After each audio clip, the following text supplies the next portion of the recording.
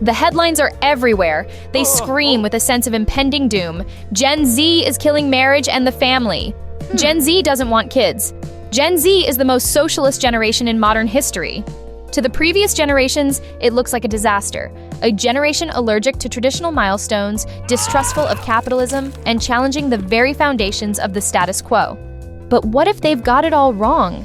What if this isn't a disaster, but a perfectly rational response to an irrational world? What if Gen Z doesn't hate babies, but hates the system that makes having a family financially impossible? What if they don't love socialism, but hate a form of capitalism that leaves them with crushing student debt and no hope of a future? Today, Gen Shift is cracking open this generational paradox. We'll show you why this isn't a rebellion. It's a strategy for survival. Get ready to understand the mind of a generation that's being misunderstood. Hit that subscribe button now to join us in navigating tomorrow's mind and the technologies shaping.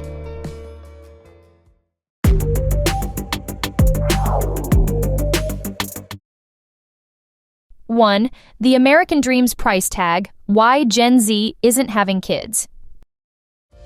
The charge is simple and severe. Gen Z doesn't want children. And on the surface, the numbers back it up. Across the developed world, birth rates are in free fall. In the United States, the birth rate for women aged 20 to 24 has plummeted by 47% since 2007, hitting another record low in 2023. In Australia, the total fertility rate dropped to 1.5 children per woman, the lowest ever recorded and far below the 2.1 needed to sustain the population. Europe tells a similar story, with countries like Germany seeing fertility rates drop to their lowest point in 3 decades. This isn't a localized trend, it's a systemic shift across the Western world.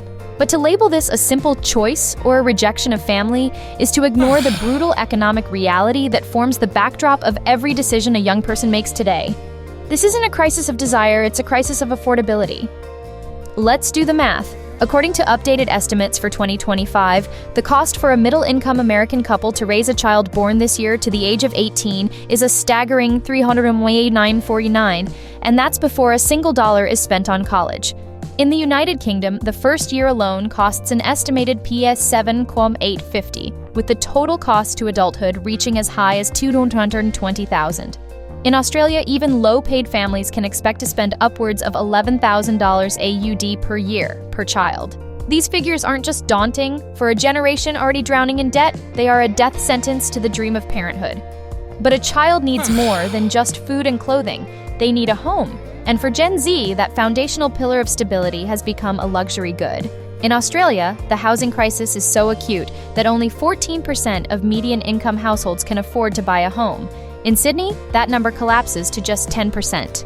In the European Union, housing prices have dramatically outpaced inflation, forcing Gen Z homebuyers to grapple with mortgage repayments double what previous generations paid. And in the US, while some older Gen Z members have managed to enter the market, over 40% of young homeowners report struggling to afford their regular payments. Layered on top of this is the personal economic anchor, dragging them down from day one. In the United States, the average student loan payment for a Gen Z borrower is now $526 per month, significantly higher than for any other age group. Their average personal debt already sits at a shocking $94,100. This financial burden is compounded by the fact that their wages are failing to keep pace with relentless inflation. They were promised that a college degree was the ticket to a stable life, but for many, it has become a multi-decade subscription to financial servitude. When you cannot afford a roof over your own head, when your paycheck evaporates before it hits your account, the decision to not bring a child into that precarity isn't selfish. It's a profound act of responsibility. 2. The system is broken. The appeal of socialism. This economic crucible has forged a new political identity. Poll after poll reveals a startling shift.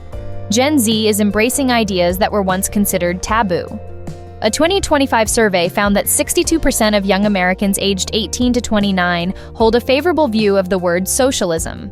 In the United Kingdom, that number is even higher, with 67% of young people stating they would prefer to live in a socialist economic system. To many older observers, this sounds like a radical, naive rejection of the very system that created Western prosperity. But this interpretation misses the point entirely. Gen Z's affinity for socialism is not about a desire for state-controlled economies or the abolition of private property. It's a pragmatic, targeted response to a version of capitalism they perceive as fundamentally broken and unjust. Look closer at the specific policies they support. It's not about seizing the means of production, it's about building a floor beneath their feet. Nearly 9 out of 10 Gen Zers in the US believe that healthcare is a basic human right. In a 2023 poll, a staggering 92.4% of Americans aged 18 to 24 supported the idea of free tuition at public colleges, and 65% of Gen Z support limits on the accumulation of billionaire fortunes, a clear proxy for a wealth tax. These are not abstract ideological fantasies, they are direct practical solutions to the crushing burdens of medical bills, student debt, and staggering inequality that were detailed in the last section.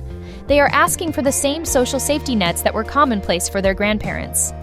To understand the powerful psychological engine driving this shift, we can turn to a framework developed in the 1960s by behavioral psychologist J. Stacey Adams called equity theory. The theory posits that human motivation is driven by a perception of fairness.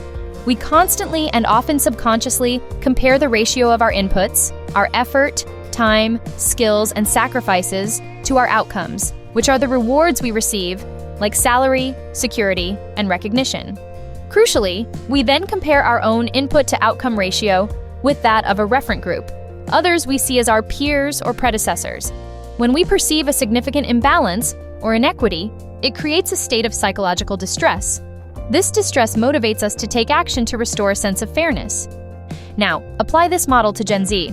Their inputs are immense. They are on track to be the best educated generation in history, they have paid historically high tuition fees, and they are entering a hyper-competitive workforce while navigating unprecedented social and environmental anxiety. Their outcomes, however, are starkly diminished. Crushing debt, stagnant real wages, and the inability to afford basic milestones like homeownership. When they compare their input-to-outcome ratio to that of the baby boomer generation, who often enjoyed affordable education, accessible housing, and stable careers, the inequity is not just apparent, it is monumental. This profound sense of systemic unfairness creates the exact psychological distress that equity theory describes. Their support for socialist policies is a direct, logical attempt to restore balance. Universal healthcare and free college are seen as ways to reduce their required inputs. A wealth tax is seen as a mechanism to adjust the outcomes of a system they feel is unfairly weighted toward the top. This isn't a rebellion against capitalism. It's a desperate attempt to recalibrate it, to make the system equitable enough to simply survive in. 3. A value shift, redefining family and community. Faced with an economic system that has priced them out of traditional life scripts and a political system they feel has failed them, Gen Z is not simply waiting for the world to change. They are actively building a new one, founded on a radically different set of values. The very definition of a successful life is being rewritten. For previous generations, success was often measured by external markers, a large house, a prestigious career, and the accumulation of material wealth. For Gen Z, that definition is inverted. Success is defined from the inside out. Polls show they prioritize purpose, impact, and love above all else. A staggering 70% state that personal fulfillment is more important than material success.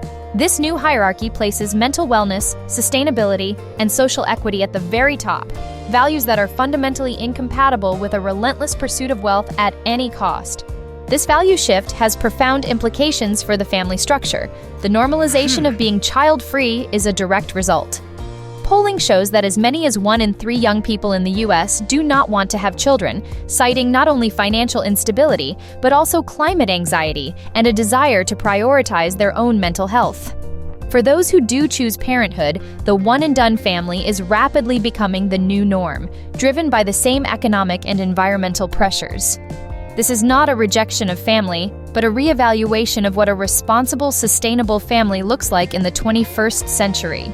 Perhaps the most significant social innovation emerging from this generation is the mainstreaming of the chosen family. For decades, the nuclear family was the undisputed cornerstone of society. But today, as biological families become smaller and more geographically scattered, creating what some sociologists call a cousin deficit, Gen Z is building new support networks from the ground up. A chosen family is a non-biological kinship bond, a group of people deliberately chosen for mutual support and love.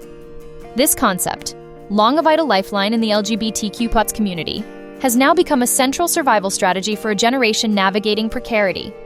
These are the friends who function as siblings, the mentors who act as parental figures, and the communities that provide the emotional and sometimes financial safety net that the traditional family or the state can no longer guarantee. This is not a sad replacement for what's been lost. It is a resilient, decentralized, and powerful new form of social architecture. 4. A different future, a prediction for society. So what does this all mean for the future? The headlines warn of a demographic winter, a human catastrophe where deaths outpace births, leading to economic collapse. And those concerns are not entirely unfounded. A shrinking working-age population will undoubtedly place immense strain on pay-as-you-go social programs like Social Security and Medicare, which rely on a steady stream of new workers to support a growing number of retirees. This is the future the alarmists see, a graying, stagnant society in slow decline. But this is only one half of the equation. It focuses on what is being lost, without considering what is being built in its place. While Gen Z may be smaller in number, their impact on the workforce and society will be transformative. They are ushering in the era of the purpose-driven career. A Harvard Business Review study found that 9 out of 10 employees would be willing to take a pay cut for more meaningful work. Gen Z embodies this sentiment, consistently prioritizing purpose and a company's social and environmental impact over salary alone. They are forcing corporations to be accountable, to move beyond profit as the sole metric of success, and to become genuine agents of positive change. This is a workforce that demands their labor contribute to building a better world, not just a bigger bottom line. This leads us to the ultimate reframing of the disaster. Perhaps what we are witnessing is not a collapse, but a necessary and profound reallocation of human energy. A generation facing existential threats like climate change and systemic inequality is being forced to make a choice. The immense financial, emotional, and environmental cost of raising multiple children in an unstable world is being weighed against the urgent need to solve these crises. By having fewer children, Gen Z is freeing up a vast reservoir of collective resources, time, money, and cognitive bandwidth that can be redirected from the act of biological procreation toward the act of societal preservation.